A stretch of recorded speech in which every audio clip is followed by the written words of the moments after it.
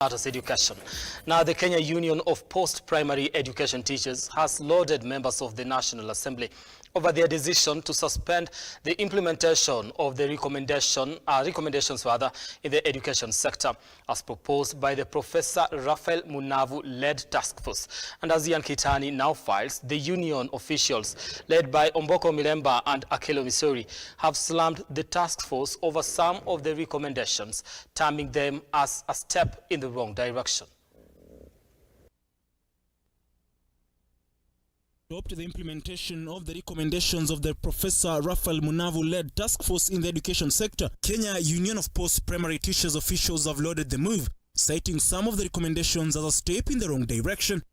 Led by Emuhaya Member of Parliament Omboko Milemba, the leaders faulted some of the recommendations, with the first-time lawmaker downplaying the proposals to have the ministry promoting teachers, insisting that it is the mandate of the Teachers Service Commission, while questioning the idea of TSC hiring imams and preachers in schools. Promotion, the transfer of teachers, be done by the Ministry of Education.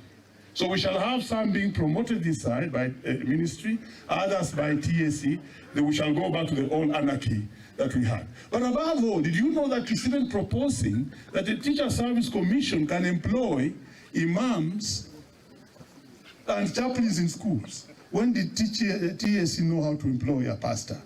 Despite taking a swipe at TSC CEO Nancy Macharia, Milemba vehemently opposed the idea of scrapping the Teacher Service Commission. Nancy Macharia is not Teacher Service Commission. Can you look in my eyes, guys? Am I right? So let's not mistake the two. Sawa. The teachers need Teacher Service Commission as an independent commission. Do you know that they want to basically remove the Teacher Service Commission? And if you remove it and we go back to the education to be managed by DOs and to be managed by PDEs, and we know how that system worked, it will be very dangerous. Speaking in Nandi County, Secretary General Akelo Missouri faulted the ministry for reprimanding school heads, with Bomet County Executive Secretary Ronald Tunui calling on the National Assembly to amend the report to ensure it keeps the sector in an upward trajectory. Some principles, wherever they are, they don't want to release information because they don't know their rights.